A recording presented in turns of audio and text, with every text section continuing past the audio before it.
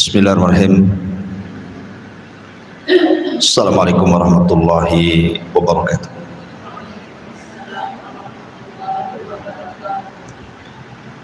Alhamdulillah wassalatu wassalamu ala Rasulillah wa ala alihi wa sahbihi wa mawalah wa la hawla wa la quwata illa billahi wa ba'd. Alhamdulillah, di pagi menjelang siang ini kita bisa duduk kembali di Masjidul Hidayah dan kita masih membahas tafsir dari surah-surah pendek dalam juz amma, dan kita masuk pada hari ini pada surat yang ataupun surah Al-Insyiqaq.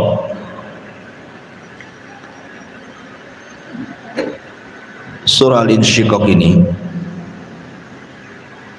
secara tartib Al-Quran dia masuk pada surat ke-84 dengan jumlah ayat 25, jumlah kalimat 108, jumlah huruf 436, dan surah Al-Insyiqaq ini termasuk surah dari surah-surah Makkiyah, turun setelah surah Al-Infitar. Ma'asyiral muslimat yang dimuliakan Allah Subhanahu wa taala, surat ini berbicara tentang beberapa perkara. Di antaranya adalah permulaan surat ini bicara tentang kejadian kiamat besar. Kemudian juga bicara soal catatan-catatan amal, bagaimana akan disebar pada hari kiamat, dan begitu seterusnya. Tapi karena surat ini cukup panjang, kemungkinan pembahasan kepada surah Al-Insyiqaq ini tidak bisa diselesaikan dalam satu pertemuan, karena juga membutuhkan waktu yang panjang. Maka mungkin kita akan bagi dalam beberapa pertemuan. Baik. A'udzubillahi minasyaitonir rajim. Bismillahirrahmanirrahim.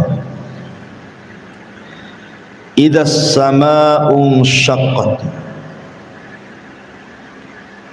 apabila langit terbelah. Wa adzinat li rabbiha wa huqqat, dan juga langit yang patuh kepada Tuhannya dan sudah semestinya langit itu patuh. Wa idzal ardu muddat, dan apabila bumi diratakan. Wa alqat ma fiha wa takhallat, dan memuntahkan apa yang ada di dalamnya sehingga menjadi kosong. Wa adzinat li rabbiha wa huqqat, dan bumi yang patuh kepada Tuhannya dan semestinya bumi itu patuh. Ya ayyuhal insanu innaka kadihun ila rabbika kadhan famulaki, wahai manusia, sesungguhnya kamu telah bekerja keras menuju Tuhanmu, maka kamu akan berjumpa dengannya. Fa amma man utiya kitabahu biyamini, maka adapun orang-orang yang catatannya diberikan dari sebelah kanannya, fa saufa yuhasabu hisaban yasira, maka dia akan diperiksa dengan pemeriksaan yang mudah. Wa yanqalibu ila ahlihi masrura, dan dia akan kembali kepada keluarganya dengan bergembira. Wa amma man utiya kitabahu wara'a dhahri, adapun orang-orang yang catatannya diberikan di sebelah belakangnya, fasawfa yad'u thubura, maka dia akan berteriak, celaka aku. Wa yasla sa'ira, dan dia akan masuk ke dalam api yang menyala-nyala. Innahu kana fi ahlihi masrura, sungguh dia dahulu di dunia bergembira di kalangan keluarganya yang sama-sama kafir. Innahu dhanna an la yahud, sesungguhnya dia mengira bahwa dia tidak akan kembali kepada Tuhannya. Bala inna rabbahu kana bihi basira, tidak demikian, sesungguhnya Tuhannya selalu memperhatikannya. Baik, ma'asyiral muslimat yang dimuliakan Allah Subhanahu wa taala. Di sini Allah Subhanahu wa taala menjelaskan dua peristiwa besar saat terjadi kiamat. Pertama, peristiwa yang terjadi dengan langit, dan yang kedua, peristiwa yang terjadi dengan bumi.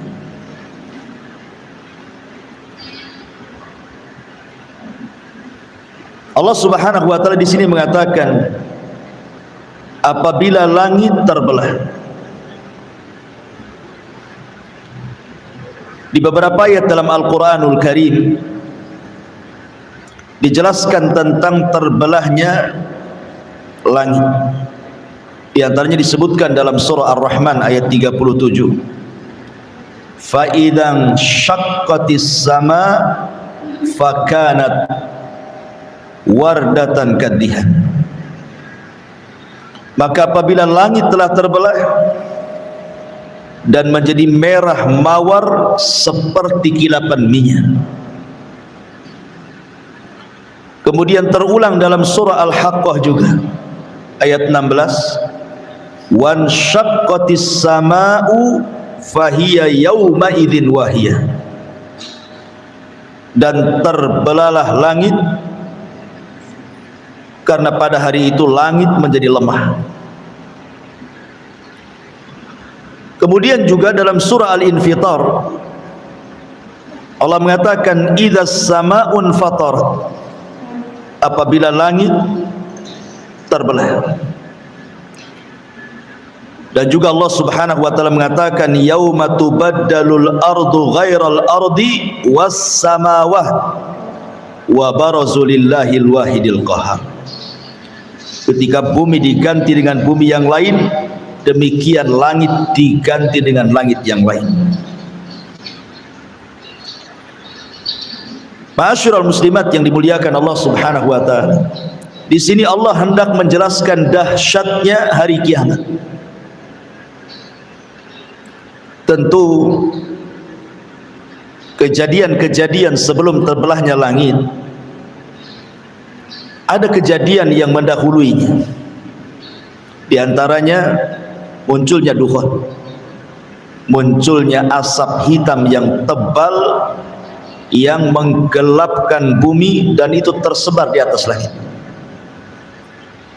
Di sini Allah Subhanahu wa taala berfirman, fartaqib yauma ta'tis sama bidukhanim mubin, maka nantikanlah hari ketika langit mendatangkan kabut asap yang sangat hitam yang tampak jelas, yang meliputi manusia, yaghshan nas, meliputi manusia, tentunya yang durhaka.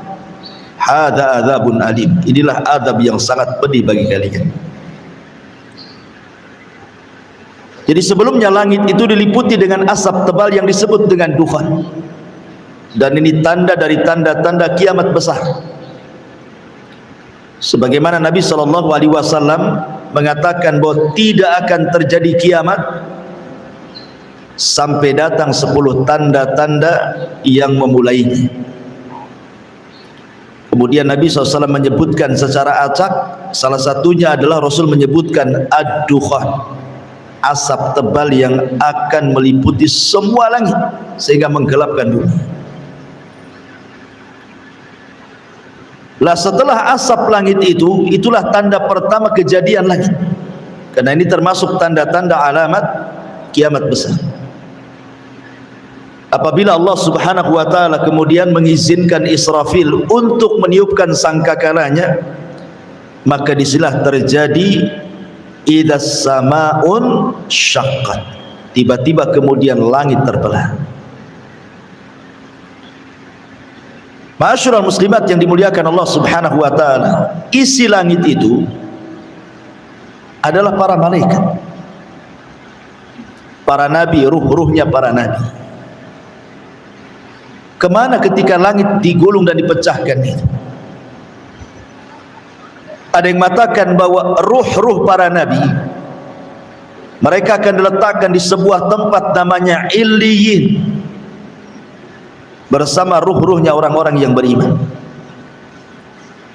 Adapun malaikat, maka mereka akan keluar dari langit lewat pintu-pintunya sampai ketika betul-betul langit sudah tidak ada malaikat lagi, barulah kemudian Allah Subhanahu wa taala pecahkan langit sehingga sudah tidak bisa menjadi atap bumi.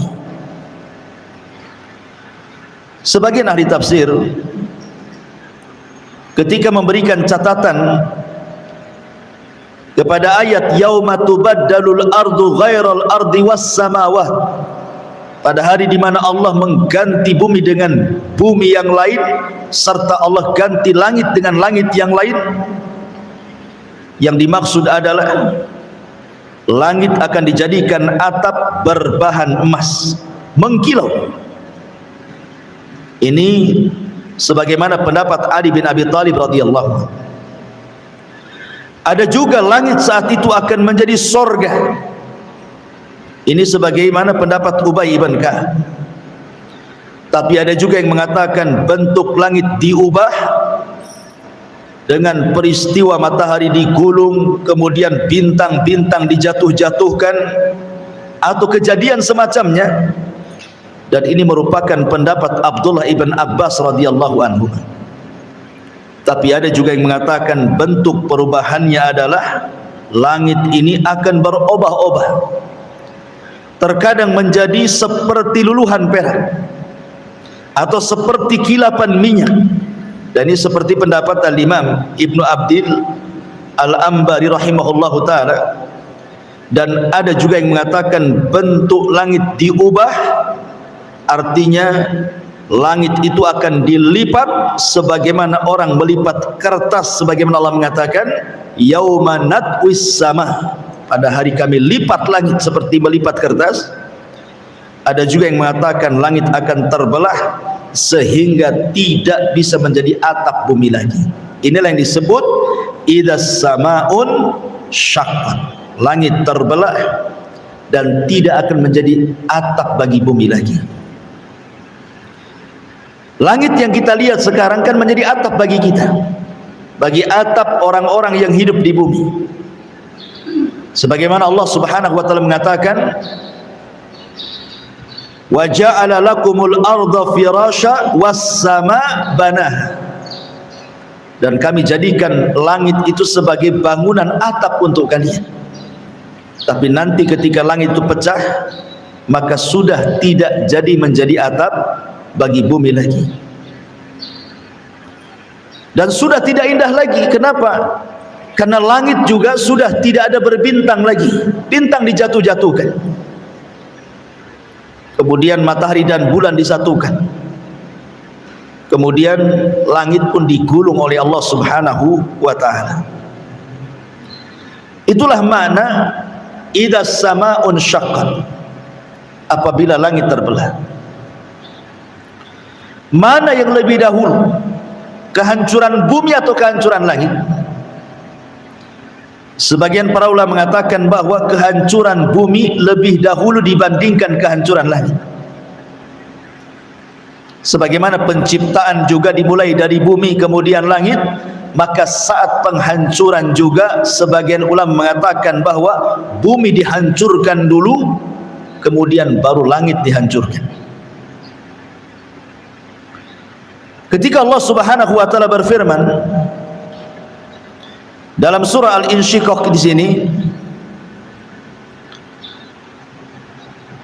di mana Allah Subhanahu wa taala katakan dalam ayat selanjutnya, Allah mengatakan apabila langit dipecahkan, kemudian langit akan taat kepada perintah Allah Subhanahu wa taala, maka sama seperti langit dipecahkan, bumi pun sama. Jadi kurang lebih saja nasib bumi dengan langit itu juga sama-sama akan dipecahkan oleh Allah Subhanahu wa taala. Karena Allah mengatakan wa idzal ardu muddat, dan apabila bumi itu diratakan. Di dalam Al-Quran Allah mengatakan, kalau tidak salah dalam surah Al-Muzammil, alam naj'alil arda kifata, alam naj'alil arda kifata, bukankah kami jadikan bumi itu kifata. Begini bu kifata itu, ini tisu. Sekarang bumi yang kita pijak itu seperti tisu nih. Saya lipat seperti ini, kemudian seperti ini, kemudian seperti ini, seperti ini. Ini namanya kifata, ya. Jadi bumi yang sekarang ini bentuknya kifata, dilipat oleh Allah Subhanahu wa taala. Tapi nanti pada hari kiamat wa idzal ardu muddat, apabila bumi membuka lipatannya kemudian dihamparkan, nanti pada hari kiamat bumi akan dibuka lipatannya sehingga posisinya akan menjadi lebih lebar dan lebih panjang seperti ini, ya. Jadi bumi yang kecil nanti pada hari kiamat akan terbentang seperti ini, lebar sekali, panjang sekali. Itulah makna wa idzal ardu muddat. Setelah Allah mengatakan alam naj'alil arda kifata, bukankah kami telah jadikan bumi itu dilipat. Tetapi nanti pada hari kiamat wa idzal ardu muddat, ketika bumi kemudian dihamparkan dari lipatannya. Kenapa seperti itu? Karena nanti pada hari kiamat manusia yang pertama kali hidup, Adam alaihi salatu wassalam, dan yang terakhir mati, akan dibangkitkan, sehingga butuh tempat yang luas untuk mengumpulkan manusia sebanyak itu. Lalu bagaimana nasib bumi ketika dihamparkan itu? Bagaimana bisa terhampar seperti itu? Bukankah sebagian ulama mengatakan sekarang bentuk bumi itu adalah lonjong seperti telur, ada yang mengatakan bulat seperti bola mukawwar. Tapi nanti pada hari kiamat sudah tidak bulat ataupun lonjong lagi, tetapi menjadi terhampar. Wa idzal ardu muddat. Karena sebelum bumi dihancurkan itu dan diratakan, yang pertama kali dicabut apanya? Pasaknya. Ketika Allah Subhanahu wa taala ditanya dalam Al-Quranul Karim, yas'alunaka 'anil jibal, mereka bertanya-tanya kepadamu wahai Muhammad tentang nasib gunung. Qul, katakan ya Muhammad, kata Allah, bagaimana nasib gunung? Yansifuha rabbi nasfa, maka semua gunung yang ada di bumi akan dicabut satu persatu, kemudian diangkat ke langit dan tidak berbeban lagi. Sekarang gunung itu bebannya sangat berat karena isinya batu. Tapi nanti pada hari kiamat ketika dicabut kemudian diterbangkan ke langit dan ditubrukkan satu gunung dengan yang lainnya, maka Allah Subhanahu wa taala mengibaratkan kapas yang berhamburan di terjang angin. Sudah enggak ada lagi berbeban lagi, enggak ada lagi berat. Sehingga kemudian ketika hanya tinggal abunya saja di langit, kemudian memenuhi bumi. Ketika itulah bumi idza zulzilatil ardu zilzalah, terjadi gempa, karena pasaknya sudah tidak ada. Yang terjadi adalah gempa. Gempa yang kita rasakan di negeri kita ini, di beberapa daerah, itu hanya tanda-tanda kecil dari tanda-tanda kiamat. Karena peristiwanya hanya di sebagian daerah, tapi tidak terjadi di daerah yang lain. Hanya terjadi di Jawa Barat saja, atau di Jogja dulu, atau di Aceh sebelum tsunami, dan begitu seterusnya. Ya. Ini adalah tanda-tanda kiamat kecil. Dan itu disebutkan dalam sebuah hadis. Nabi SAW mengatakan, la taqumus sa'ah, tidak mungkin tegak hari kiamat sampai dicabutnya ilmu. Kemudian wa yakthur az-zalazil, dan banyaknya gempa di mana-mana. Artinya bahwa ini tanda-tanda kiamat kecil yang terus berulang, akan terus berulang ya.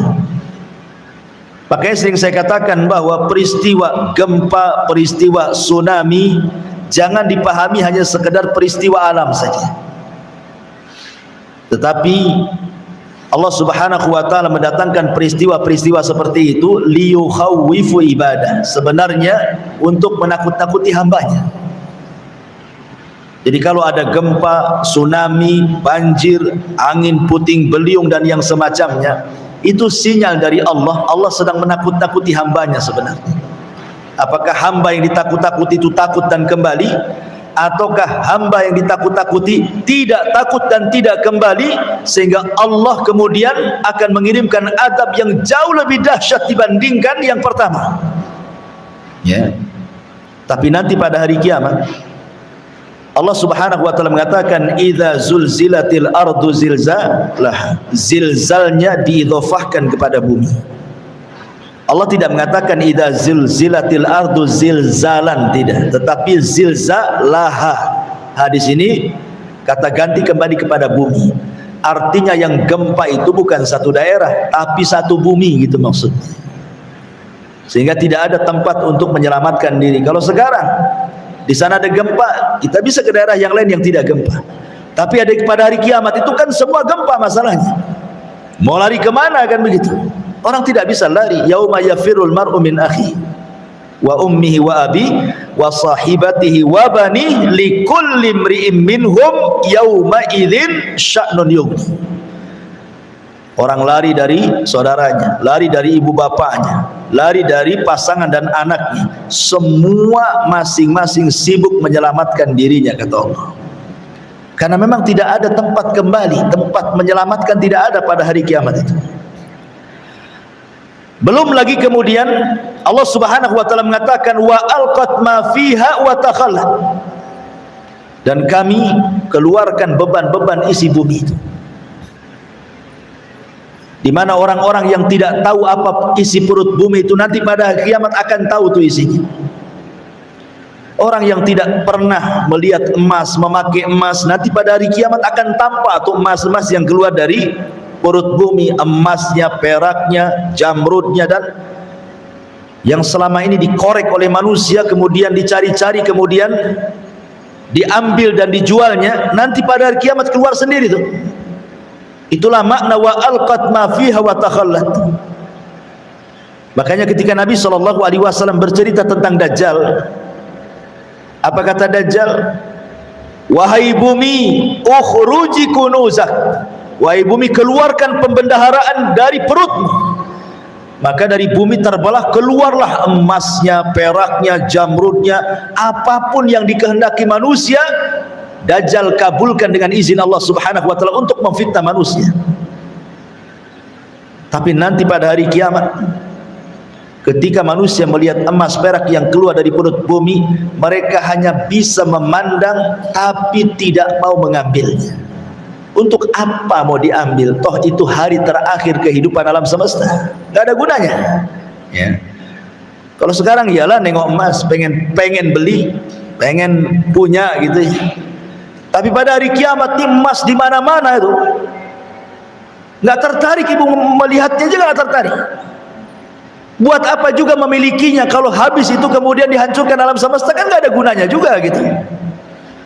Makanya kemudian Allah mengatakan wa alqat ma fiha wa takhallat, terjadilah kehancuran bumi sehingga bumi menjadi rata serata-ratanya. Dari sini Allah Subhanahu wa taala ketika menjelaskan yauma tubaddalul ard ghairal ardi, pada hari di mana bumi diganti dengan bumi yang lainnya. Terjadi silang pendapat, maksudnya bumi yang kita pijak diganti dengan bumi yang lainnya itu apa maksudnya? Ulama tafsir mengatakan, ada yang mengatakan bahwa setelah kehancuran bumi ini, Allah akan ganti dengan tanah yang lain berwarna putih seperti perak, tidak ada satupun orang yang berbuat maksiat di atasnya. Diganti warnanya seperti warna yang sangat putih bersih seperti kilapan perak, karena tidak ada orang yang berbuat maksiat satupun di permukaan. Ini pendapat Abdullah ibn Abbas dan yang lainnya. Ada juga yang mengatakan bahwa bumi itu akan diganti dengan bumi yang lain, maksudnya bumi akan dijadikan neraka. Dan ini adalah pendapat Ubay bin Ka'ab. Ada juga yang mengatakan bumi ini akan diganti dengan bumi dari bahan perak. Dan ini adalah pendapat Anas ibn Malik radhiyallahu anhu. Ada juga yang mengatakan bumi ini akan diganti dengan roti, makanan, roti putih. Lalu kaum mukminin akan memakan bagian yang bawah kakinya, dan ini merupakan pendapat Abu Hurairah radhiyallahu anhu.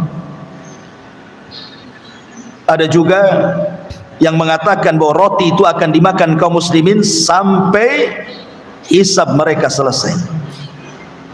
Jadi ketika orang-orang kafir tidak diberikan makan, pada waktu berkumpul di padang mahsyar, maka kaum muslimin diberikan makanan dengan memakan bumi yang dipijaknya itu sampai selesai hisab. Ada juga yang berpendapat seperti itu. Tetapi pendapat yang al-adhar yang lebih mendekati kebenaran wallahu a'lam, artinya bumi diganti itu diganti bentuknya. Yang tadinya bulat menjadi terhampar, yang tadinya terlipat dibuka lipatannya, dan warnanya sangat putih bersih karena tidak ada orang yang berbuat dosa di situ. Disitulah manusia akan dibangkitkan, dan disitulah terjadi pengumpulan manusia yang disebut dengan al-ba'ts wan nusyur, kebangkitan, dan manusia akan dikumpulkan di situ. Nah, setelah kemudian Allah hancurkan bumi, barulah kemudian Allah hancurkan langit.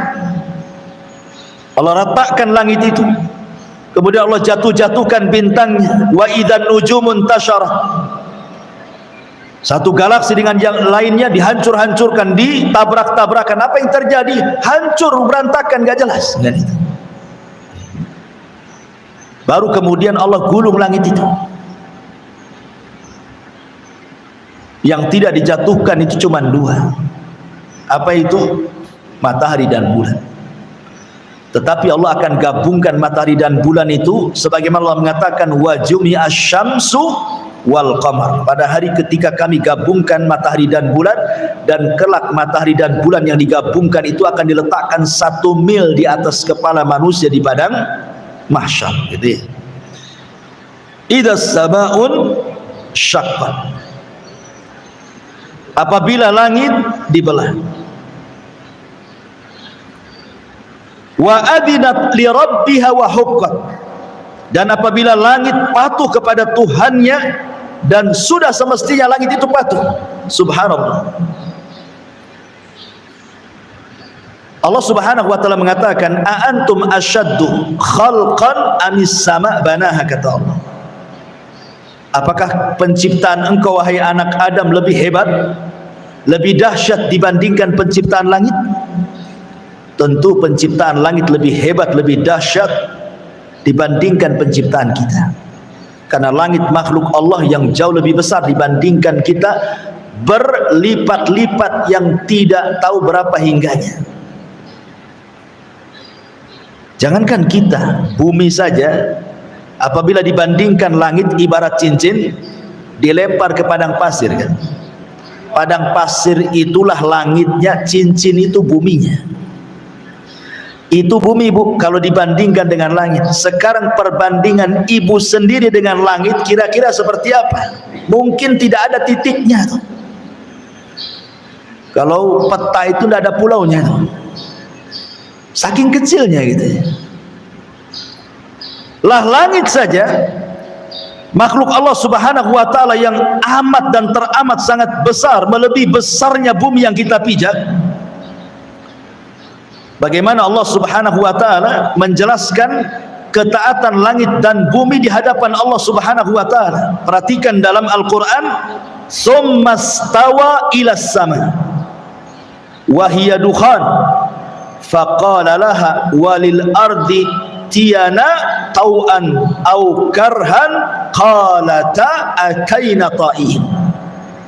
Kemudian dia menuju ke langit dan langit itu masih berupa asap. Lalu Allah Subhanahu wa taala berfirman kepada langit dan bumi, "Datanglah kalian berdua menurut perintahku, suka atau tidak suka." Maka langit dan bumi mengatakan, "Kami datang kepadamu ya Rabb dengan penuh kepatuhan." Kalau langit saja makhluk yang sangat besar, bumi makhluk yang sangat besar yang di dalamnya ada lautan dan gunung dan yang lainnya, apabila Allah memerintahkan kepada kedua makhluk ini, dua-duanya taat. Kata Allah, "Pecahlah kau langit, langit akan pecah. Gempalah kau bumi, bumi akan gempa." Kalau langit dan bumi saja patuh dengan perintah Allah Subhanahu wa taala, bahkan alam semesta patuh kepada Allah Subhanahu wa taala, rupanya ada makhluk yang ketika diperintahkan tidak pernah patuh dengan Allah. Siapa dia? Manusia dan jin. Manusia dan jin apabila diperintahkan Allah Subhanahu wa taala, sebagian mereka tidak patuh. Padahal penciptaan manusia tidak lebih hebat dibandingkan penciptaan langit. Harusnya ketika Allah memerintahkan manusia itu harus lebih patuh dibandingkan langit dan bumi kan? Tapi lihat bagaimana degilnya manusia. Diperintahkan oleh Allah Azza wa Jalla untuk mengucapkan kalimat la ilaha illallah, malah mengkufurinya. Diperintahkan oleh Allah untuk membaca Al-Quran, malah ditutupnya Al-Quran itu. Diperintahkan oleh Allah untuk solat, malah tidak mau melangkahkan kakinya untuk melaksanakan solat, dan begitu seterusnya. Antum asyaddu khalqan amis sama banaha, kata Allah. Apakah penciptaan kamu lebih hebat dibandingkan langit, kata Allah, sehingga tidak patuh? Jangan seperti itu. Makanya di sini Allah mengatakan,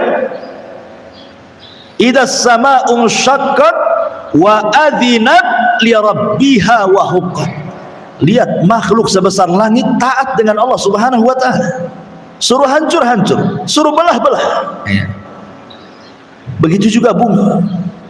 Wa huqqat wa idzal ardu muddat wa alqat ma fiha wa takhallat wa adinat li rabbiha wa huqqat. Bumi pun luar biasa taatnya dengan Allah, dan sudah selayaknya bumi taat dengan Allah Subhanahu wa taala.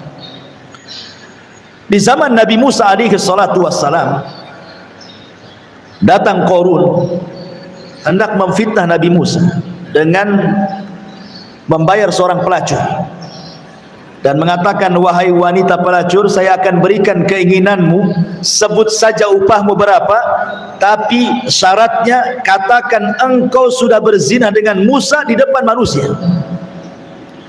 Akhirnya kemudian Qarun mengumpulkan manusia, membuat makar kepada Nabi Musa. Ketika manusia Bani Israil sudah kumpul tuh, Musa hadir di situ, Qarun hadir di situ, wanita pelacur juga hadir di situ. Kemudian Qarun mengisyaratkan kepada wanita itu untuk bicara bahwa dia sudah berzina dengan Nabi Musa. Bagaimana Qarun hendak mempermalukan Nabi Musa, membunuh karakternya di hadapan Bani Israel. Masa seorang Nabi berzina dengan wanita pelacur, kan gitu? Mana marwahnya? Tapi wanita pelacur ini tidak tega untuk mengatakan seperti itu. Terkadang dia menatap wajahnya Nabi Musa, terkadang dia menatap wajahnya Qarun. Tiba-tiba dia berteriak, sesungguhnya Qarun sudah memerintahkan aku dan membayar aku untuk mengatakan aku berzina dengan Nabi Musa, katanya. Marah Qarun. Tidak sesuai dengan rencananya. Rupanya wanita ini tidak mau menyakiti nabinya. malah mengatakan sebaliknya. Qarun memerintahkan aku untuk mengatakan aku berzina dengan Nabi Musa, padahal aku tidak berzina dengan dia. Maka Musa emosilah. Maka Musa kemudian berdoa kepada Allah, ya Rabb, ya Rabb. Maka Allah mengatakan, ya Musa, perintahkan saja bumi itu, perintahkan bumi yang di bawah kakimu itu, maka dia akan taat kepadamu sesuai dengan perintahku. Maka Musa mengatakan, ya arda bli'i, wahai bumi, telanlah Qarun dan seluruh kekayaannya. Tiba-tiba bumi terbelah dan Qarun pun masuk di situ, kekayaannya masuk di situ, dan Allah katakan fa khasafna bihi wa bidarihil arda, kami tenggelamkan Qarun dan seluruh kekayaannya ke perut bumi. Ya, bumi taat dengan perintah Allah. Kata Allah, ya Musa, perintahkan saja bumi itu, maka dia akan taat kepadamu karena aku yang perintahkan. Artinya bahwa bumi yang besar ini gitu ya, yang ada gunung di dalamnya, makhluk yang luar biasa di hadapan Allah, tetap taat dengan perintah Allah. Lah kita yang ada di atas buminya, kenapa tidak taat dengan perintah? Bumi yang kita pijak aja taat. Inilah yang kemudian menjadikan manusia itu zaluman jahulan. Sudah zalim, jahil lagi. Harusnya dia lebih taat dibandingkan bumi yang dipijaknya. Ini juga faedah dari kalimat wa adzinat li rabbiha wa huqqat. Dan bumi taat, dan sudah selayaknya bumi taat dengan perintah Allah Subhanahu wa taala. Ma'asyiral muslimat yang dimuliakan Allah Subhanahu wa taala. Inilah kondisi langit dan bumi pada hari kiamat. Kemudian Allah Subhanahu wa taala mengatakan ayat selanjutnya, wa adzinat li rabbiha wa huqqat ya ayyuhal insanu innaka kadihun ila rabbika kadhan famulaki. Wahai manusia, sesungguhnya kamu telah bekerja keras menuju Tuhanmu, maka kamu akan menemui Tuhan. Dunia ini bukan tempat istirahat. Dunia ini tempat bekerja, tempat beramal. Sebagaimana perkataan Ali radhiyallahu an, al-yaum yaumul amal wa ghadan yaumul hisab.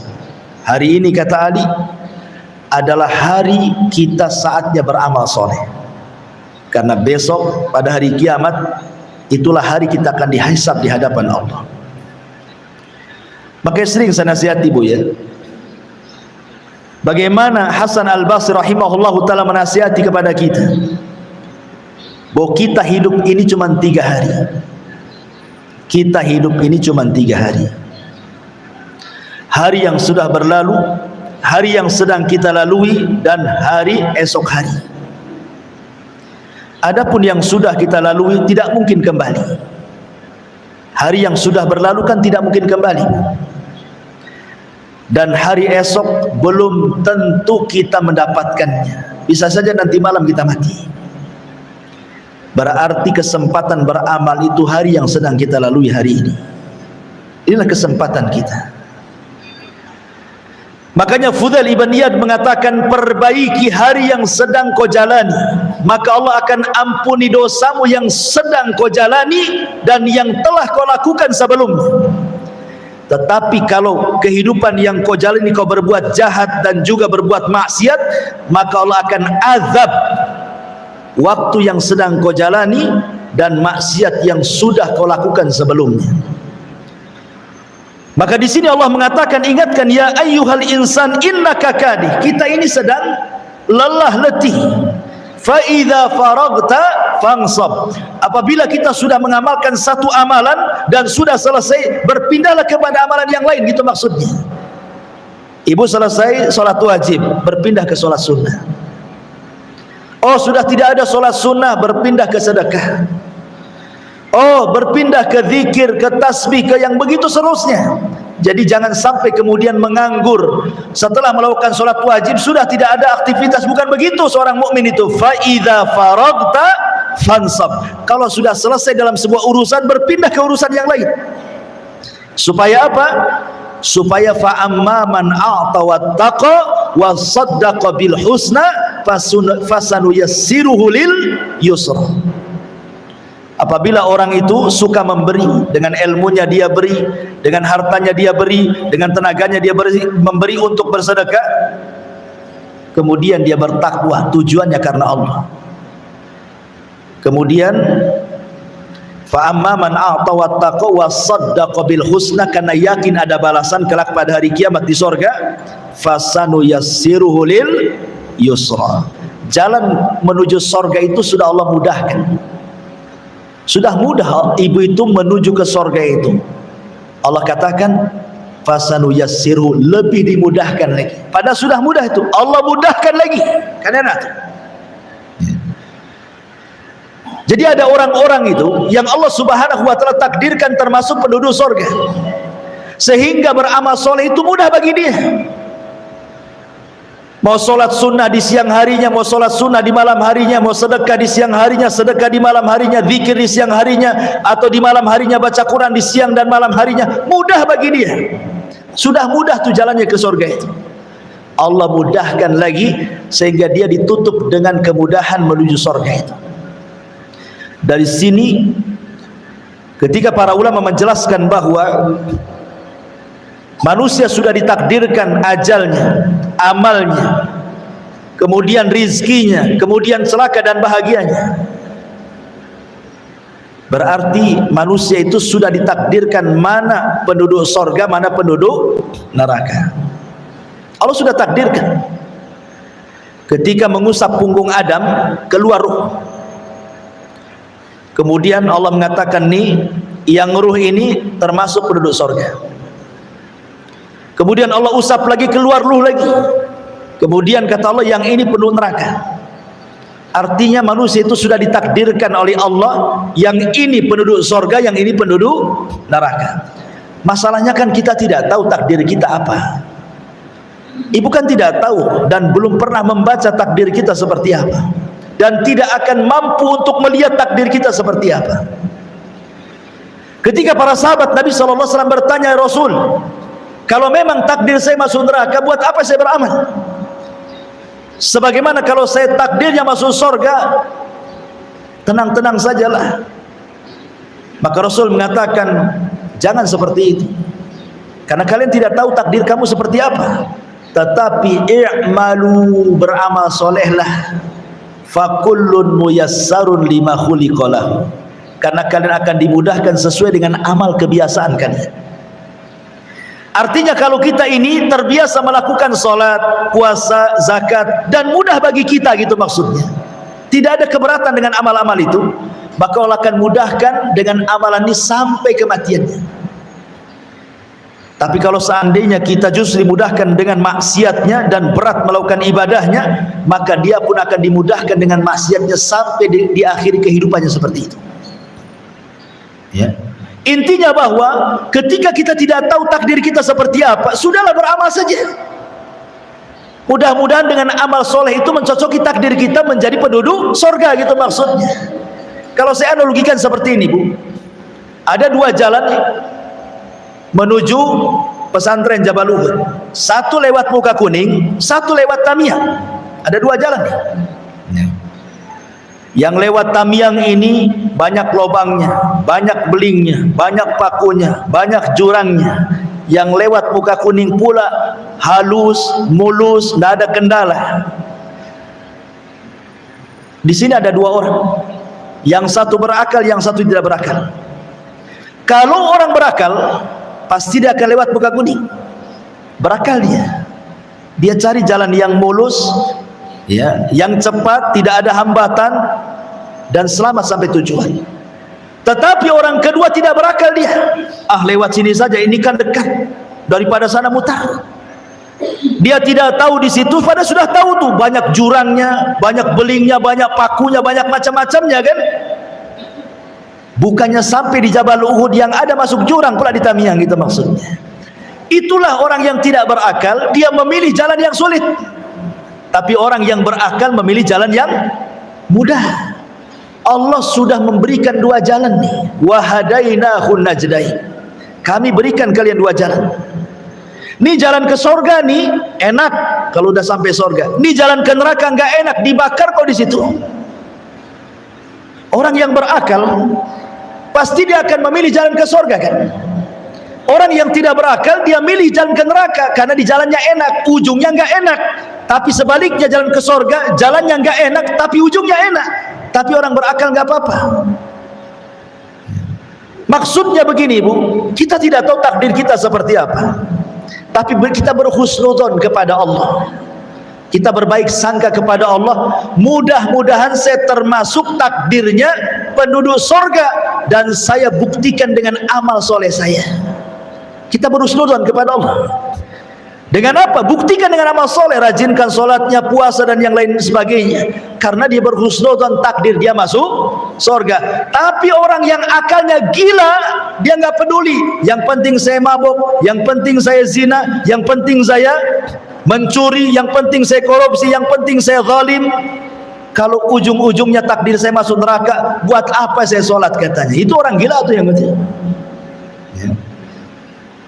Enggak seperti itu. Makanya Allah mengatakan di sini, ya ayyuhal insan innaka kadir. Kita ini semua lelah di dunia. Tetapi kelelahan itu akan merasa nikmat ketika apa? Ila rabbika kadhan famulaki. Ketika berjumpa dengan Allah.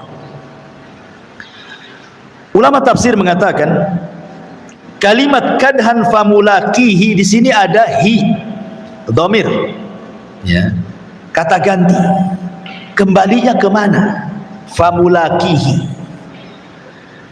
dia akan berjumpa dengan Allah subhanahu wa ta'ala. Siapa yang berjumpa dengan Allah? Amalannya ataukah orangnya? Dua-duanya memungkinkan. Ada yang mengatakan bahwa kalau yang dimaksud orangnya, maka perjumpaan kita dengan Allah bukan di akhirat saja, di dunia saja kita sudah berjumpa dengan Allah. Kapan? Ketika kita sholat. Itulah perjumpaan pertama kita dengan Allah di dunia. Allah mengatakan, wa innaha lakabiratun illa 'alal khashiin alladzina yadhunnuna annahum mulaqu rabbihim. Salat itu berat kecuali bagi orang-orang yang khusyuk. Siapa orang yang khusyuk kata Allah? Orang yang yakin ketika salatnya dia sedang berjumpa dengan Rabbnya. Dari sini menunjukkan bahwa salat itu hakikatnya perjumpaan kita dengan Allah. Berarti setiap hari 5 kali kita berjumpa dengan Allah dalam salat wajib kita. Belum salat-salat sunnahnya. Ya. Ini yang pertama. Yang kedua, perjumpaan kita dengan Allah kapan? Saat ruh dicabut. Ketika ruh kemudian dimasukkan ke kain kafan dari sorga dengan bau yang sangat semerbak sehingga melambung ke langit, kemudian dibukakan pintu langit pertama sampai ke 7, kemudian ruh ini dijumpakan dengan Allah dan catatannya mengikuti di bawahnya. Ketika berjumpa dengan Allah, apa kata Allah? Kembalikan ruh ini ke dalam jasadnya, naikkan catatannya, letakkan di tempat yang paling tinggi di Illiyin. Ini pertemuan kedua ruh kita dengan Allah subhanahu wa ta'ala.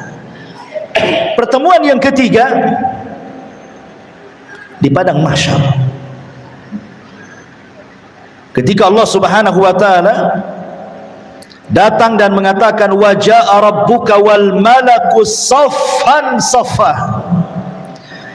Dan ketika Rabbmu datang dan malaikat bersaf-saf, maka orang-orang yang beriman akan melihat Allah, dan itu ziyadatun nikmah, tambahan nikmat yang luar biasa.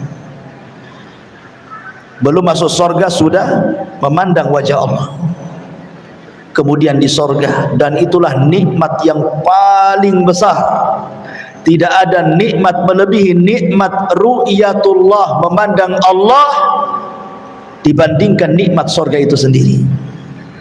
Dan itu setiap saat kita bisa memandang Allah sesuai dengan pertemuan kita di bumi. Siapa yang banyak berjumpa dengan Allah di bumi dalam salatnya, maka dia paling banyak memandang wajah Allah di surga. Al jaza min jinsil amal, balasan itu sesuai dengan amalannya. Ini kalau yang dimaksud adalah pelakunya.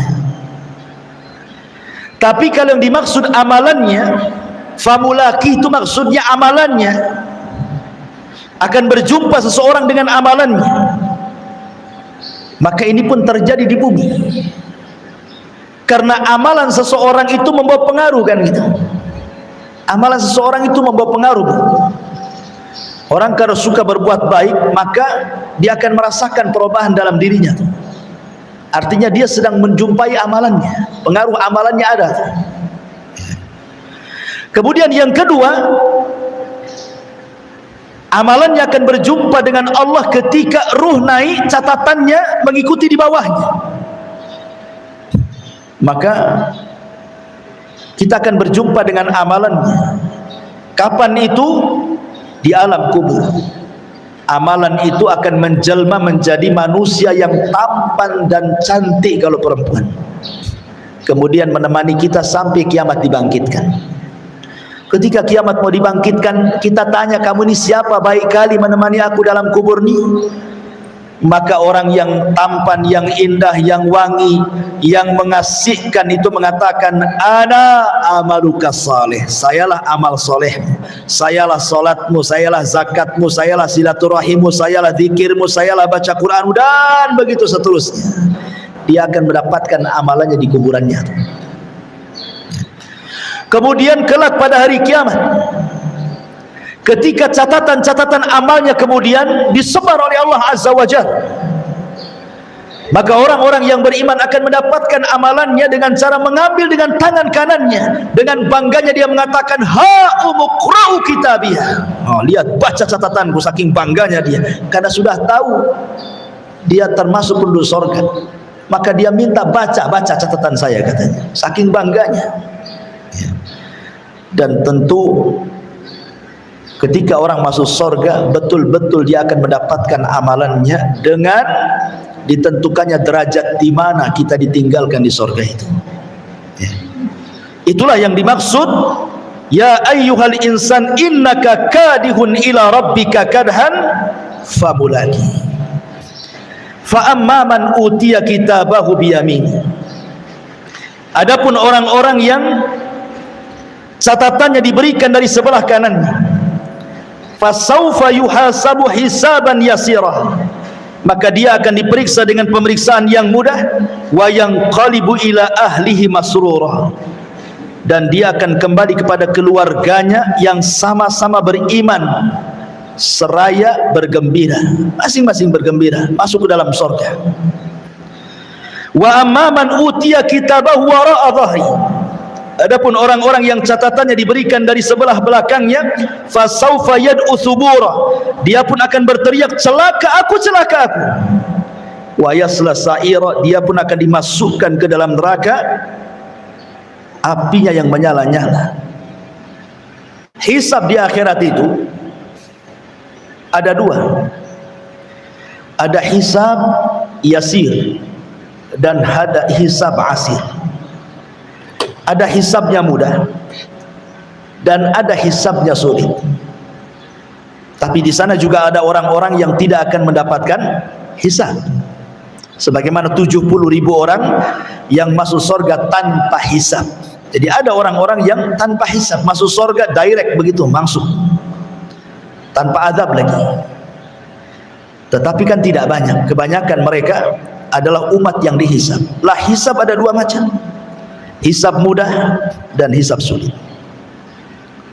Hisab mudah ini dalam bentuk pertanyaan tapi tidak berhajat kepada jawaban, hanya mengakui nikmat saja. Ya fulan, dulu aku sudah memberikan kau harta yang banyak. Kata si fulan, betul ya Rabb.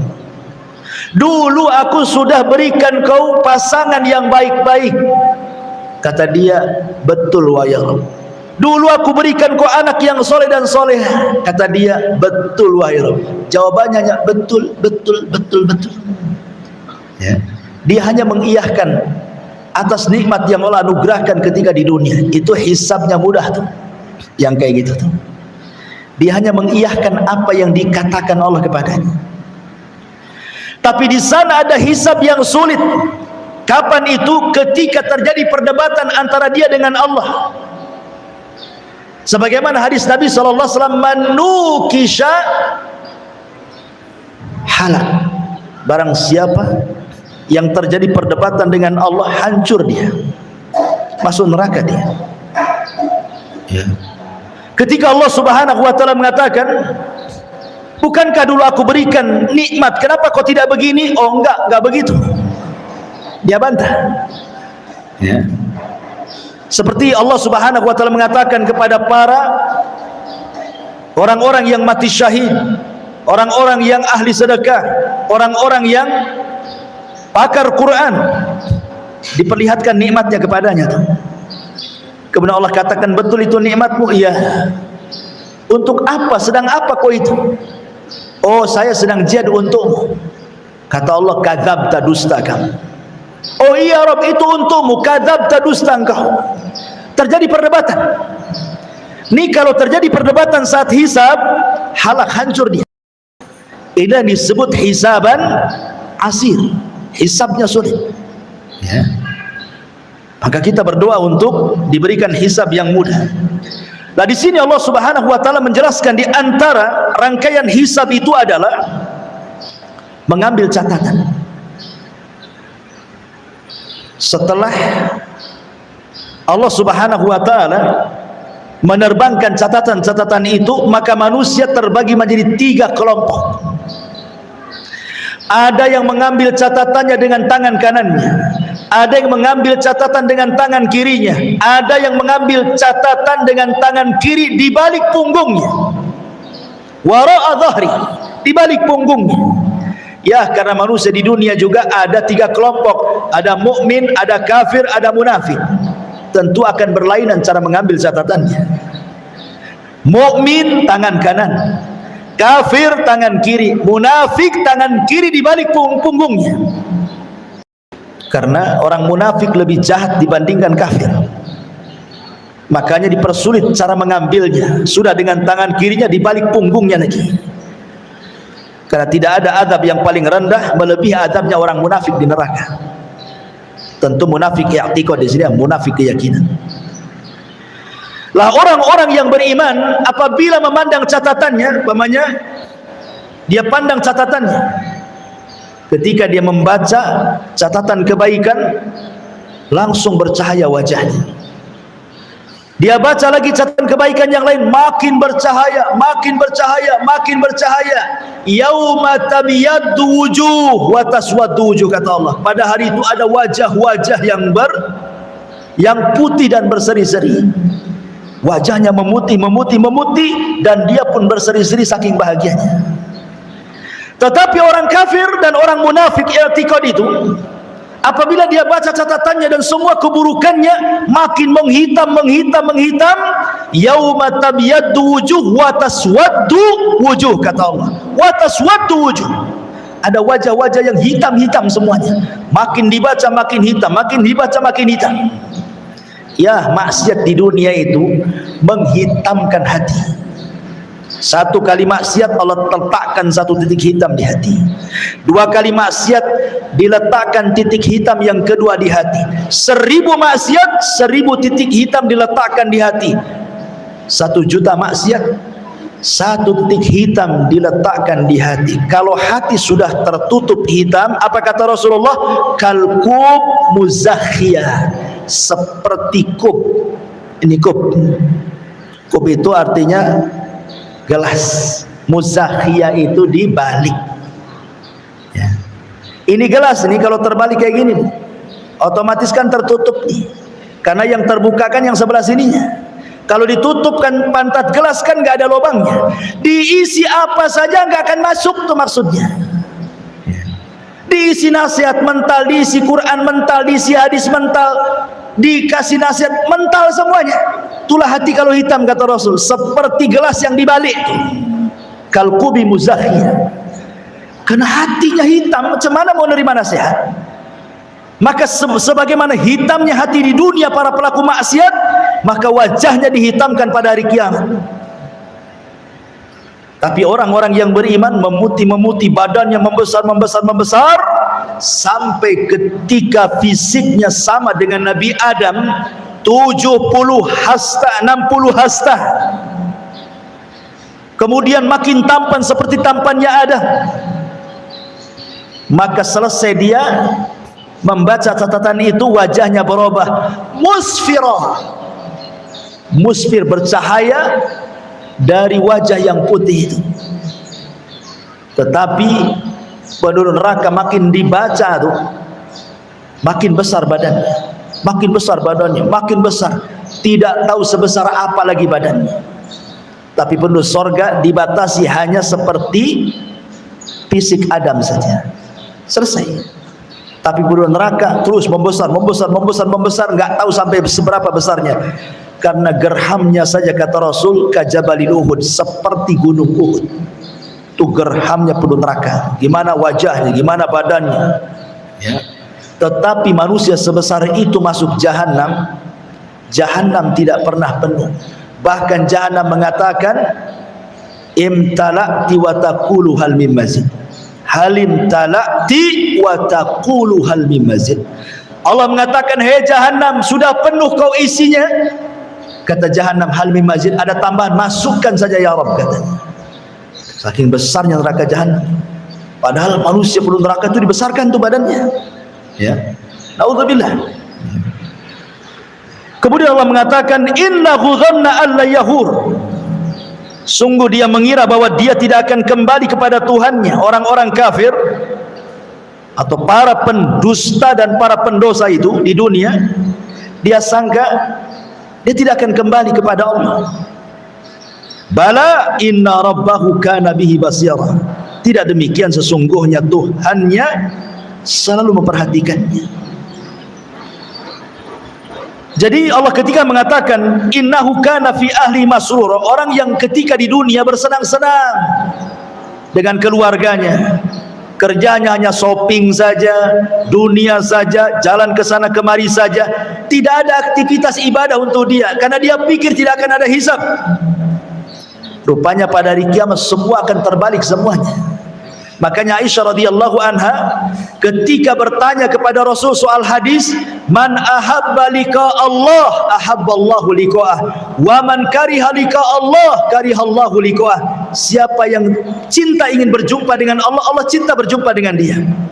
Siapa yang benci berjumpa dengan Allah, Allah pun benci berjumpa dengan dia. Apa maknanya?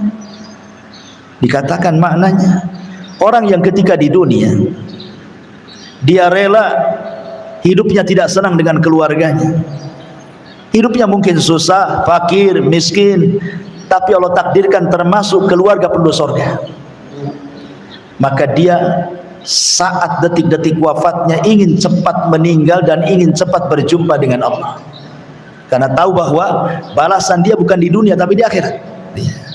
Tapi orang-orang yang menghabiskan kekayaan di dunia, dia bangun rumah megah, tanah mewah, rekening banyak, jalan ke sana kemari, ketika dia mati benci berjumpa dengan Allah. Kenapa? Karena dia tidak bisa jalan-jalan lagi, tidak bisa lagi pelesiran ke sana kemari. Dia harus meninggalkan tanahnya, meninggalkan rumahnya, meninggalkan pekerjaannya, meninggalkan ATM-nya, meninggalkan semua kenikmatan dunianya. Bencilah dia berjumpa dengan Allah, makanya sulit kematiannya, ya.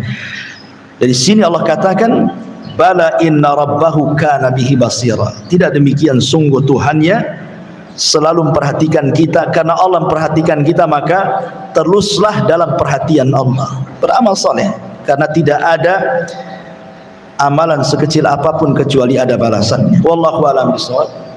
Ini penggalan ataupun separuh dulu dari surah Al-Insyiqaq ini, karena terlalu banyak juga dan materinya juga nanti sudah berbeda dengan materi surah Al-Insyiqaq ayat 1 sampai 15. Wallahu a'lam.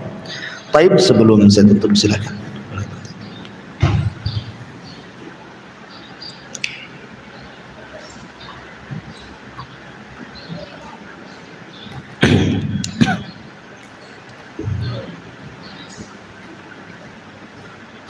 Bismillahirrahmanirrahim.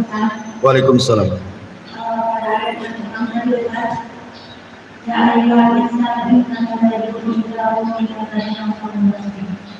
Yang Ustaz bahas tadi, salah satunya dari penjabaran ayat yang tadi, yaitu orang-orang yang menerima catatan amal dengan keinginan. Dan kaitannya pada ayat itu saya sampaikan, hisab itu mudah dan sulit.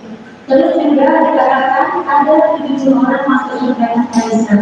Yang menanyakan, apakah pada ayat yang kelima ini Ustaz ada kaitannya dengan orang yang menerima catatan dengan teman-teman? Berarti dia salah satu orang yang masuk surga tanpa hisab itu. Alhamdulillah. Orang masuk surga tanpa hisab, mereka tidak terkena hisab. Sementara proses hisab itu ya mencakup timbangan, penyebaran catatan amal, itu masuk dalam kategori hisab. Ya. Jadi orang masuk surga tanpa hisab itu keluar dari kuburan direct masuk surga dia. Oh, nggak ada proses-proses. Orang masuk surga tanpa hisab ini keluar dari kuburan langsung masuk surga. Itu maksudnya yadkhulunal jannah bighairi hisab wala.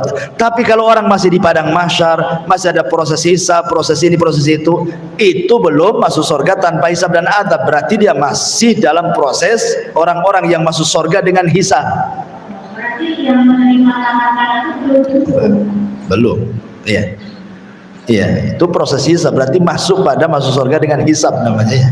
Terus Ustaz, dari 70 orang yang masuk surga dengan hisab, mereka akan membawa lagi sekian satu dengan berapa orang lagi yang masuk surga dengan 70.000 orang yang sama. Ya, dalam Musnad Imam Ahmad. Masuk urutan orang yang masuk surga tanpa hisab, dia langsung masuk surga.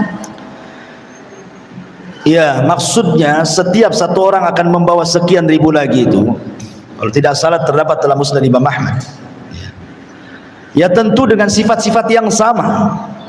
Karena Rasul kan ketika menyebutkan 70.000 itu tidak menyebutkan orang secara nama, tetapi menyebutkan sifat.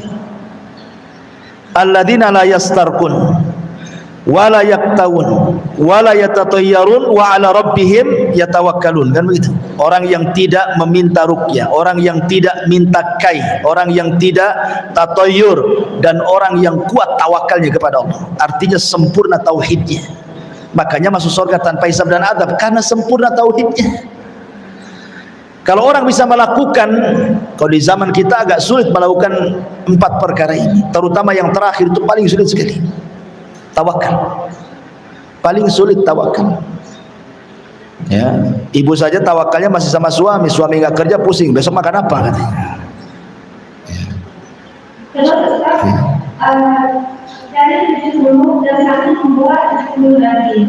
Yang anak tanyakan, apakah jika ketika Allah perintahkan membawa 70 tadi, itu apa ada di benak kita waktu itu kita akan memilih orang-orang yang berada di dalam hati kita, sahabat-sahabat kita, saudara kita, atau itu Allah yang memberikan situasi bukan, atau memang secara global kelompok itu yang masuk surga. Wallahu alam, tidak ada keterangan para ulama soal itu, tetapi kita hanya mengacu kepada zahir hadis. Boleh jadi ketika satu orang membawa sekian ribu lagi, ya sifat-sifatnya sama. Sifat-sifatnya mengacu kepada 4 sifat tadi.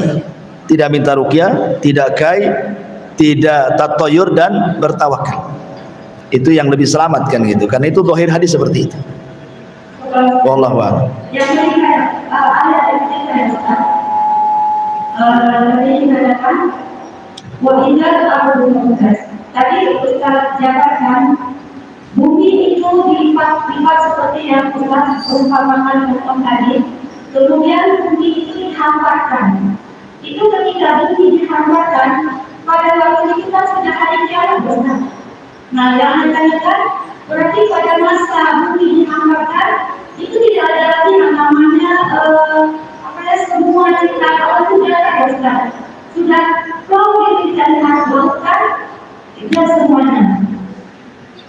Iya.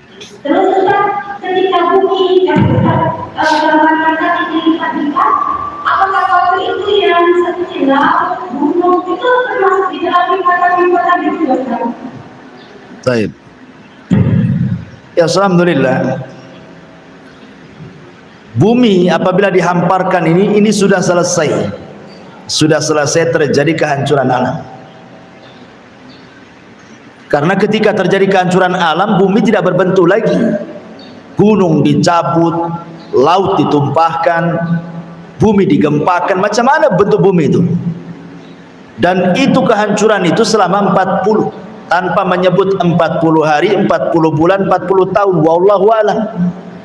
Karena hadis Abu Hurairah mengatakan antara tiupan sangkakala pertama ke kedua itu jaraknya 40. Kata sahabat Abu Hurairah, kau kan mendengar dari Nabi, apakah 40 tahun? Kata Abu Hurairah, fa'abaitu, aku enggan menjawabnya. 40 bulan, fa'abaitu, aku pun enggan menjawabnya. 40 hari, aku pun enggan menjawabnya. Tetap yang jelas di angka 40 itu. Baru setelah selesai selama 40 tadi, berarti kemudian bumi didatarkan. Sudah tidak ada lembah, tidak ada bukit, tidak ada gunung, tidak ada yang merendah, tidak ada yang meninggi, tidak ada lautan, tidak ada danau, semua dalam bentuk tanah. Itu yang disebut mahsyar namanya. Padang mahsyar, manusia akan dikumpulkan di situ. Sudah nggak ada lagi lautan, nggak ada lagi danau, nggak ada lagi bukit, nggak ada lagi gunung. Tidak ada yang merendah, tidak ada yang meninggi, tidak ada gunung, tidak ada bukit, tidak ada lembah, semua rata. Ya, maksudnya disitulah manusia akan dibangkitkan. Wa akhrajatil ardu athqalaha, dan kami keluarkan beban-beban isi bumi ke permukaan, maksudnya jasad-jasad manusia itu dikeluarkan. Setelah jasad-jasad dikeluarkan, bagaimana caranya? Sebelum Allah keluarkan, Allah turunkan hujan kepada bumi yang sudah datar itu, putih bersih seperti tepung itu. Allah turunkan hujan. Hujan inilah yang kemudian mengenai setiap tulang ekor manusia. Karena manusia itu akan dibangkitkan dari tulang ekornya. Terkadang tulang ekor itu tidak kelihatan kecuali dengan alat khusus, kecil gitu ya. Ya. Mungkin seperti kalau kita buka kaca, kemudian datang matahari, di situ ada debu-debu kecil yang tidak bisa dilihat kecuali ada matahari kan. Ya. Lah itu tulang-tulang ekor yang tidak bisa dilihat mata. Dari situlah manusia dibangkitkan. Jadi setelah terkena hujan, maka akan bangkit semua manusia, kemudian ditumpahkan ke permukaan. Setelah semua ada di permukaan, jasad itu semuanya, di sini Allah firmankan, wa idzan nufusu zuwizat. Ruh yang ada di iliyin dilepas semuanya. Ruh yang ada di sijin, ruhnya orang kafir dilepas semuanya, melesat ke semua badan-badannya sejak zaman Adam sampai yang terakhir mati. Maka orang yang pertama kali bangkit adalah Nabi SAW. Ana awal man anshaqqu bihil qabr. Akulah yang pertama bangkit dari kuburan. Kemudian aku melihat Nabi Musa sedang bersandar. Aku tidak tahu apakah dia dulu ataukah aku, kata Nabi. Dan pada hari kiamat ketika dibangkitkan, khufatan, tidak beralas kaki, khufatan, tidak bersandal, uratan, tidak berpakaian, khufatan, uratan, ghurlan, buhman, tidak beralaskan kaki, tidak berpakaian, kembali tidak ada di khitan, buhman, tidak membawa sehelai harta di badan, dan posisinya dikembalikan kepada seperti sebelum disunat. Kenapa? Untuk mempertanggungjawabkan semua badan. Makanya yang tadi sudah disunat dikembalikan lagi, tidak di khitan, supaya mempertanggungjawabkan semua badan di hadapan Allah Azza wa Jalla. Gitulah kondisi manusia, dan manusia ketika dibangkitkan sesuai dengan kematiannya. Wallahu a'lam. Iya. Ketika kami awal meninggalkan dari semua tubuh sudah masuk kepada jasadnya, terus berkaitan dengan ayat yang tadi kita bahas tadi, bahwa manusia menerima catatannya dengan tangan kanan, tangan kiri, dan tubuhnya. Karena yang memiliki yang kafir dan tubuh yang kafir. Terus kawan tanyakan, apakah waktu itu Allah berikan kelompok-kelompok tersendiri kan? Ketika yang kafir, atau yang mukmin, atau yang munafik. Terus Bagaimana dengan orang yang munafik yang ketika Allah katakan yang mengatakan di dalam hadis tersebut di dalamnya yang akan menjadi oleh api pertama ketika api neraka itu dinyalakan, akan termasuk diyakinkan orang munafik yang menerima dalam dengan umumnya ini. Ya, alhamdulillah. Allah mengatakan wasiqal ladzina kafaru ila jahannama zumara. Zumara itu artinya apa? Berkelompok-kelompok. Dan kami giring orang-orang kafir ke dalam neraka jahanam itu berkelompok-kelompok. Artinya Allah akan mengelompokkan, dulu yang nyembah batu sebelah sana, dulu yang nyembah matahari sebelah sini, dulu yang nyembah pohon mangga sebelah sini, dulu yang menyembah ular kobra sebelah sini. Jadi kelompok-kelompokan semuanya. Semua dikelompokkan. Ya. Dan itu keadilan Allah Subhanahu wa taala. Bahkan matahari dan bulan saja yang tidak salah dimasukkan ke neraka. Matahari dan bulan loh dimasukkan ke neraka. Apa salah matahari dan bulan itu? Kenapa dimasukkan ke neraka? Allah tidak hendak mengadab matahari bulan sehingga dimasukkan dan dipendamkan ke neraka. Allah hanya ingin katakan kepada para penyembah matahari dan bulan bahwa sesembahan kalian itu bukan itu. Buktinya dia masuk neraka. Ya. Bukan karena dosanya matahari dan bulan, tidak. Untuk membantah para penyembah matahari dan bulan bahwa itu bukan Tuhan. Makanya Allah mengatakan la tasjudu lisyamsi wala lilqamar wasjudu lillahi alladzi khalaqahunna in kuntum iyyahu ta'budun. Jangan sembah matahari dan bulan, sembahlah yang menciptakan keduanya kalau kalian betul-betul beriman. Semua akan dikelompokkan. Tetapi orang kafir langsung masuk ke dalam neraka. Yang tersisa hanya mukmin dan munafik. Di depan sirat itu hanya sisa mukmin dan munafik. Kenapa? Allah ingin membuat tipu daya dengan orang munafik saat melintasi titian itu. Sebagaimana di dunia dia bisa menipu orang yang beriman, merasa bisa menipu Allah, Rasulnya dan orang-orang yang beriman, maka Allah tipu nanti pada hari kiamat dia ketika melintasi titian itu. Dan itu ada dalam tafsir Al-Baqarah ketika menjelaskan tentang bagaimana Allah mempermisalkan orang-orang munafik dengan permisalan ma dan juga permisalan air itu. Wallahu a'lam. Adapun tentang masalah hadis man tusyira bihin nar, itu bukan termasuk orang munafik, tidak. Itu bercerita tentang orang yang beramal karena riya. Ya, karena riya. Gimana? Munafik di sini munafik kafir. Munafik itu di bawahnya kafir. Makanya sebagian ulama ketika membuat tingkatan-tingkatan neraka, yang paling dalam itu nerakanya munafik. Karena dia double, sudah kafir munafik. Ya. Kalau ternyata munafik yang itu yang termasuk kafir, sementara yang harusnya tidak orang itu kan dia masih. Dengarin dulu, saya jelasin. Ya. Yang saya maksudkan munafik di sini, yang maksud neraka yang paling dalam itu maksudnya munafik i'tiqad. Makanya saya ulang-ulang, munafik i'tiqad, munafik keyakinan. Itu paling berat siksaannya, melebihi orang kafir.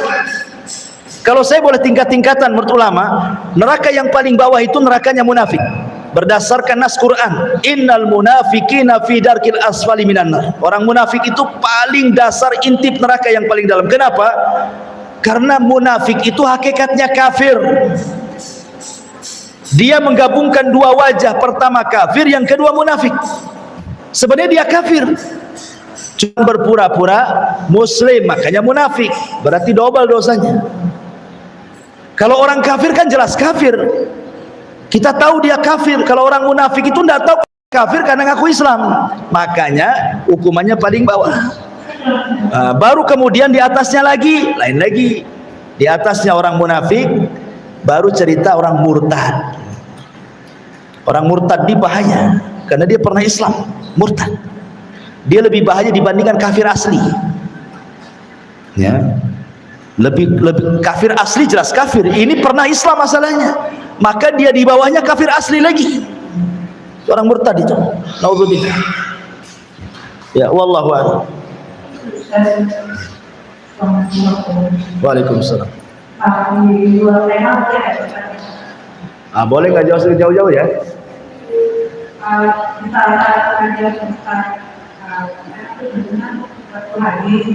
Yang mengatakan kalau ada satu tahun yang berdosa, jadi berdosa sama kemudian Allah ada kan dia yang mau yang lain supaya berbuat dosa kemudian bertobat. Oke. Iya. Apakah pernyataan tersebut positif atau negatif atau kita kalau sebenarnya beribadah itu kita kan terjadi mengusulkan kita menghindari dosa. Tapi saat dalam hari ini apakah ini positif atau negatif gitu pernyataan dari menyenangkan dan dijadikan dengan kalau berdosa itu iya. Oh iya. Bismillahirrahmanirrahim. Hadis itu ya jelas positif. Nggak ada hadis yang negatif itu. Kayak baterai aja. Positif negatif. Jadi semua positif, perintah positif, larangan pun positif. Semua positif dalam Islam itu. Maksud hadis itu, kalau seandainya satu dunia ini tidak ada yang berdosa, maka akan diwafatkan semuanya, diganti dengan kaum berdosa kemudian bertobat. Maksudnya apa? Ada syariat tobat, dan Allah suka dengan orang yang tobat. Kalau seandainya tidak ada yang berbuat salah, tobat dari apa?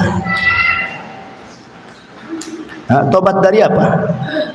Nabi Adam bertobat setelah berbuat salah lebih mulia dibandingkan malaikat yang tidak pernah berbuat salah.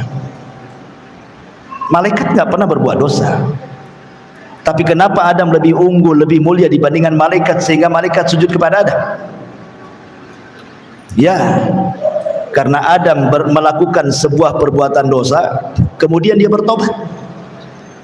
Dan Allah anugerahi pengetahuan di atas pengetahuan malaikat. Makanya kata para ulama, ketika menjelaskan tentang kisah Adam dan malaikat, bahwa Allah allama Adam, Allah berikan pengetahuan kepada Adam.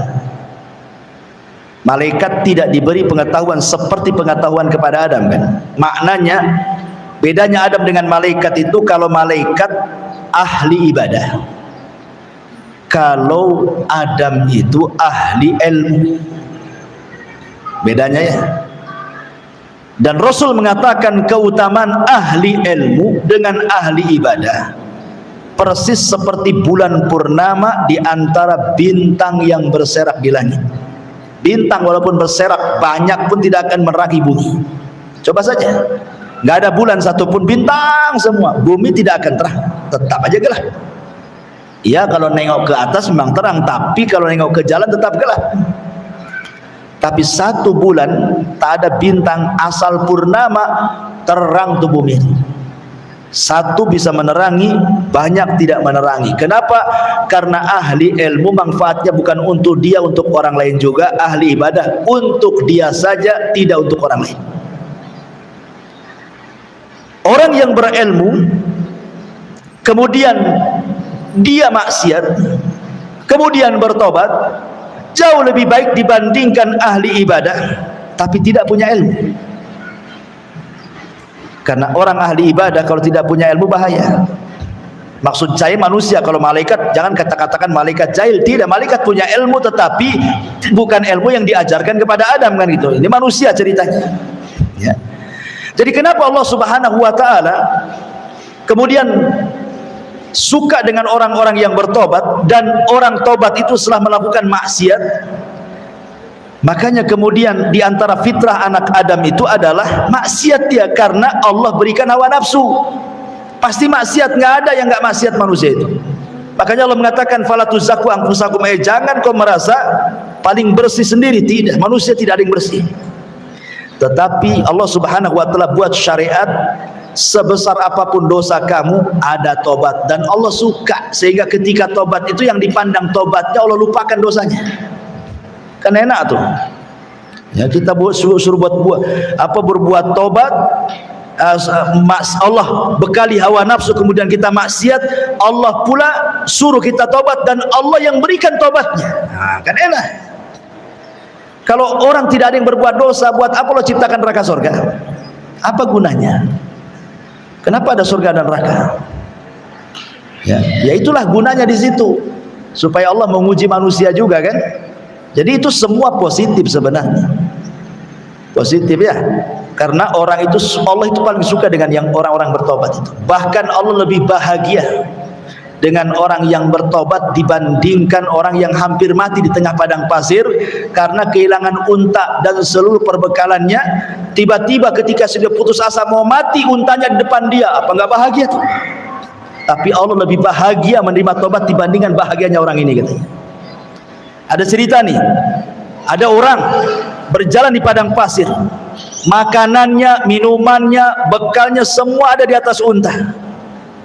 Kemudian dia tidur, untanya hilang. Dicari berhari-hari nggak ketemu.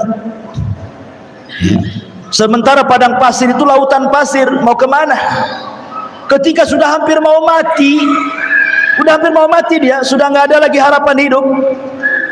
Tiba-tiba pas dia nengok, ini untanya di sini. Bahagia nggak tuh? Bahagia. Tapi Allah katakan Allah lebih bahagia dengan tobatnya seorang hamba dibandingkan bahagianya orang ini. Dalam hadis seperti itu. Ini aja sudah bahagia luar biasa, tapi Allah lebih bahagia lagi dengan orang yang bertobat. Dan tidak mungkin bertobat kecuali melakukan maksiat kan itu ya. Karena manusia itu pasti akan mengulangi dosanya, tidak dengan dosa yang sama, dengan dosa yang lainnya. Boleh jadi dia bertobat dari dosa yang sama, belum tentu dosa yang lain dia bisa menghindari. Karena dosa bagi anak Adam itu bukan sunnah, wajib. Bukan sunnah tapi wajib. Maksudnya wajib berbuat dosa manusia itu. Pandangan bisa memandang yang haram, telinga bisa mendengar yang haram, hidung bisa mencium yang haram, lisan bisa mengucapkan yang haram, kaki pula bisa melangkah yang haram. Itu semua pasti melakukannya. Tidak tangan ya kaki, tidak kaki ya mata, tidak mata ya telinga, kan begitu ya setiap hari. Oh oke, tidak semuanya, hati pula melakukannya, akal pula melakukannya ya. Jadi karena sebuah kewajiban dosa itu, makanya ada pintu tobat di situ. Dan Allah suka dengan orang yang bertobat. Jadi semua jadi positif kok. Wallahu a'lam. Ya. Kalau ada orang argumen, begini, kalau itu argumen kebab bumi itu karena sekarang apa itu lagi, bukan karena manusia yang sekali ini. Manusia itu terima itu orang berbeda-beda itu mengajukan juga saatnya sekarangnya bumi itu makanya ledaknya ledak gitu, bukan dengan maksiat itu bagaimana sebabnya itu hampirnya. Yang kena gempa itu yang roboh rumahnya, bukan yang tidak sholat saja, yang sholat pun roboh gitu. Itu ya. Jawabannya gimana? Ya, Allah mengatakan dalam surah Al-Anfal, wattaqu fitnatal la tusibannal ladzina zalamu minkum khassa. Takutlah akan azab, akan fitnah. Kalau Allah timpakan, maka yang terkena bukan orang zalim saja, tapi orang baik pun terkena imbasnya. Kapan itu? Ketika al-amru bil ma'ruf dan nahyu anil munkar itu tiada di sebuah tempat. Ketika orang baiknya membiarkan kesyirikan, padahal dia tahu itu syirik. Ketika orang baiknya membiarkan penyelisihan sunnah, tahu itu menyelisih sunnah, diam saja dia. Ketika orang baiknya membiarkan perzinahan, membiarkan pelacuran, membiarkan homoseksual, LGBT dan yang semacamnya, mabok-mabokan, narkoba dan semacam, dibiarkan saja, lu gua bahasanya. Yang penting saya nggak make, kau mau make terserah kau lah katanya.